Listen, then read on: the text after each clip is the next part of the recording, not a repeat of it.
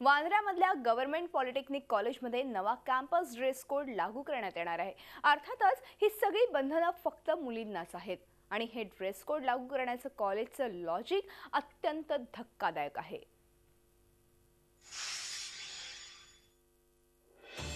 मुलींनी मुलांसारखे कपडे घातले तर त्यांच्यातली प्रजनन क्षमता संपून जाईल। पॅन्ट शर्ट घातल्यावर मुली मुलांसारख्याच विचार करायला लागतात। कॉलेज कॅन्टीनमध्ये मुलं मुलींसाठी वेगळी जागा केली तर छेडछाड थांबेल। हे सगळे धक्कादायक साक्षात्कार झाले आहेत वांद्र्यातल्या गव्हर्नमेंट पॉलिटेक्निक कॉलेजच्या प्राचार्य मॅडमना। मुलींशी होणारी छेडछाड थांबवण्यासाठी कॉलेज कॅन्टीनमध्ये मुला मुलींच्या बसण्याच्या जागा वेगवेगळ्या करण्यात आल्या आहेत। दोघांमध्ये एक लक्ष्मण रेषा आखून देण्यात आली है।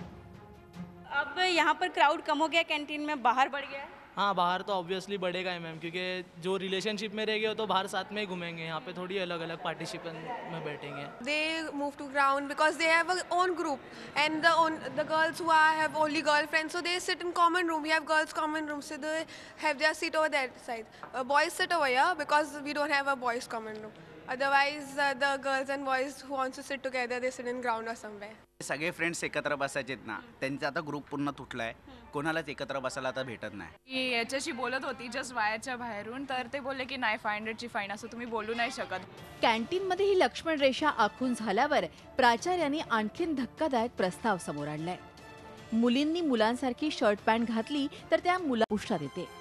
मुलींना PCOS सारखा आजार होतो असे चक्रावणारे निष्कर्ष या मॅडमनी काढले आहेत।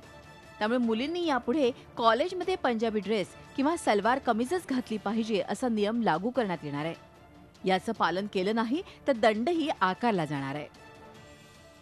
विद्यार्थी इंडिव्हिज्युअलने साधू शकत, त्यांनी त्यांच्या प्रतिनिधींमार्फत साधला तर त्याच्यावर चर्चा घडवून आणता येईल आणि आम्हाला आमचं मत काय ते सांगता येईल, त्यांचंही मत काय ते ऐकून घेता येईल आणि त्याच्याप्रमाणे निर्णय आवश्यकता वाटल्यास, जर आवश्यकता वाटते की निर्णय बदलणं आवश्यक आहे, सगळ्यांचं सर्वमत पडतं, तर आम्ही कुठलाही निर्णय मागे घ्यायला किंवा कुठलाही निर्णय नवीन घ्यायला आम्हाला काहीही म्हणजे असं वाईट नाही वाटणार। प्रश्न कॅन्टीनमध्ये ईव टीझिंग थोडंसं वाढीस चाललेलं आहे, पण मुलं मुली तिथे एकत्र बसत नाही नुसतं, तर तिथे मग त्यांची काहीतरी तंटे भांडणं होतात आणि मग ती सगळे सॉल्व करायला परत आम्हाला त्याच्यात इंटरव्ह्यून करावं लागतं प्रत्येक वेळेला।